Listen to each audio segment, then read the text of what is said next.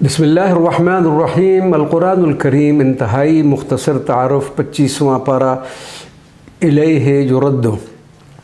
قرآن مجید فرقان حمید کے 25ویں پارے کی ابتدا سورۃ حامیم السجدہ کی بقیہ آیات، اس کے بعد مکمل سورۃ الشورى، پھر مکمل سورۃ الزخرف، پھر مکمل سورۃ الاحقاف اور پھر مکمل سورۃ الجاثیہ اس پارہ مبارکہ کی زینت بنی ہوئی ہیں۔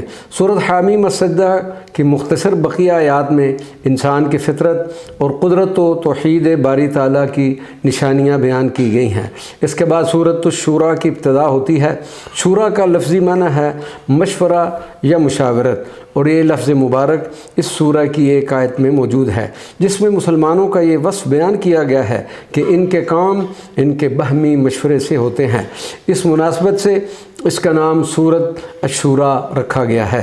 ابتدائی سورہ میں اللہ تبارک و تعالیٰ کی قدرت کو بیان کیا گیا ہے اور فرشتے اس کی حمد کے ساتھ اس کی تسبیح پڑھتے رہتے ہیں اور اہل زمین کے لیے مغفرت طلب کرتے رہتے ہیں۔ اسی طرح اس سورت کے آخری آیات میں بھی اللہ سبحانہ و تعالیٰ کی قدرت کا بیان ہے کہ زمین و آسمان کی حکمرانی اسی کے ہاتھ میں ہے۔ وہ جسے چاہے بیٹے دے، جسے چاہے بیٹیاں دے اور جسے چاہے دونوں عطا کر دے، اور جسے چاہے اسے بالکل بے اولاد رہنے دے۔ بے شک اللہ تبارک و تعالیٰ علم و قدرت والا ہے۔ اس کے بعد سورۃ الزخرف کی ابتدا ہوتی ہے۔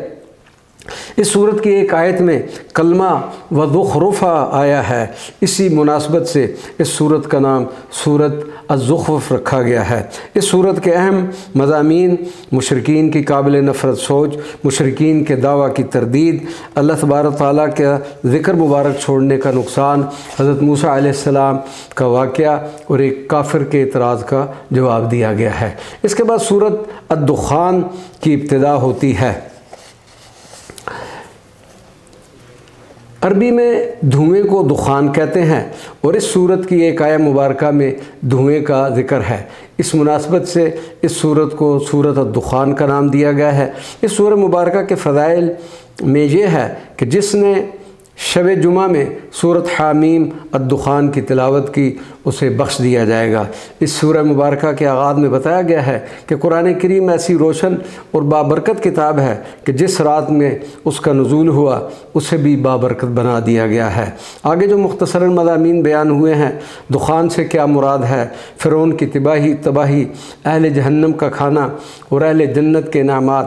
اس کے بعد سورۃ الجاثیہ کی ابتدا ہوتی ہے۔ جاثیہ کا لفظی معنی ہے زانوں کے بل گرا ہوا۔ اس سورہ مبارکہ میں یہ بیان کیا گیا ہے کہ قیامت کی ہولناکیوں کی شدت سے ہر امت زانوں کے بل گری ہوگی۔ اس مناسبت سے اس کا نام الجاثیہ رکھا گیا ہے۔ اس سورہ مبارکہ میں مختصراً جو مضامین بیان ہوئے وہ اس طرح سے ہیں: دلائل توحید و قدرت باری تعالیٰ، شریعت، عقائد اور قیامت کی ہولناکی۔ اللہ تبارک و تعالیٰ اپنے حبیب کریم رؤوف الرحیم صلی اللہ علیہ وسلم کے صدقے ہم سب کو قیامت کی ہولناکی سے محفوظ فرمائے اور ہم سب کو قرآن پاک کے فیوزات و برکات سے نوازے اور اپنی اس مقدس و معطر کتاب کے احکامات پر عمل کرنے کی بھی توفیق عطا فرمائے۔ آمین یا رب العالمین، بجاہ سید المرسلین صلی اللہ علیہ وعلی آلہ وصحبہ اجمعین، وما علینا الا البلاغ المبین۔